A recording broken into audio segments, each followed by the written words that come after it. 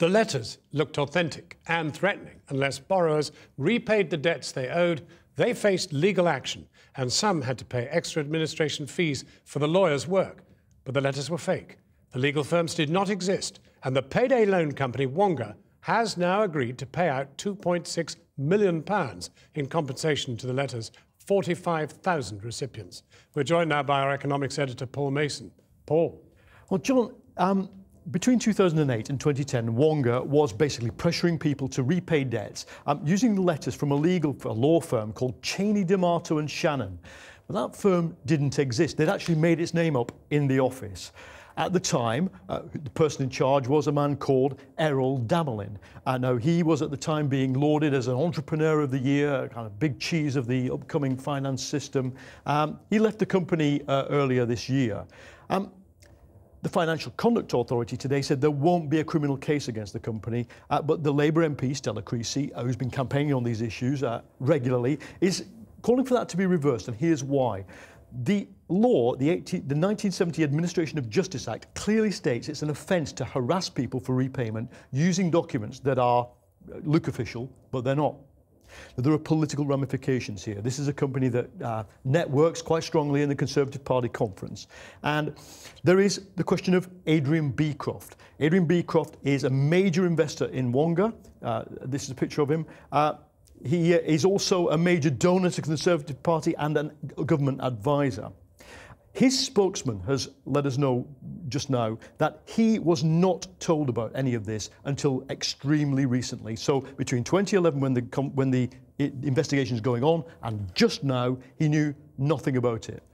Earlier today, I spoke to the new boss of Wonga, a woman brought in to clean it all up, a fresh face, to just try to get to the bottom of what this company thinks it did wrong and who knew what. What do you want to say to the thousands of customers who've effectively been ripped off by this company? Today we want to apologise sincerely to any of our customers that have been impacted by these completely unacceptable practices, and we want to assure them that they will be fully compensated.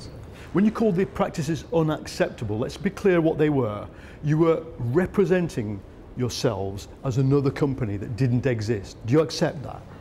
That is correct, and that is a practice that took place between 2008 and 2010, and that has no place in our business today. Legally, it's called misrepresenting your authority. Do you accept that's what happened? That practice was completely unacceptable. Do you accept it's misrepresenting your authority?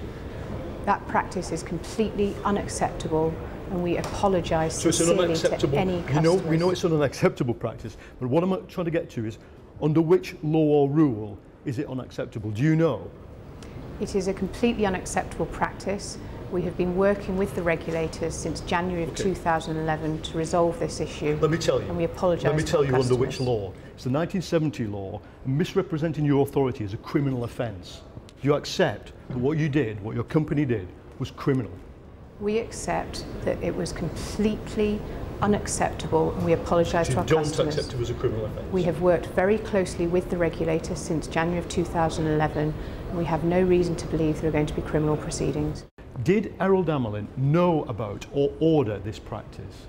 We're not here today to talk about individuals. It was a small start-up, and since then we have put in place the appropriate measures and controls, and I can assure people that this practice has no place in our business today. When did the investors know?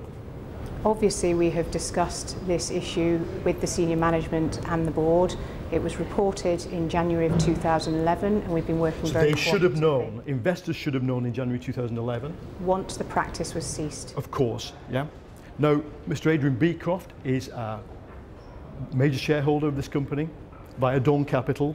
He's also a donor to the Conservative Party. What kind of position does that put him in? That he knew, you tell me, about this, and he's handing over money to the Conservative Party. It doesn't look great, does it? This practice was stopped in 2010. It was reported to the regulator in 2011, and we've been working very closely with the regulator since then. And John, Mr. Beecroft's people saying categorically tonight that they knew nothing about this until extremely recently. Thank you very much.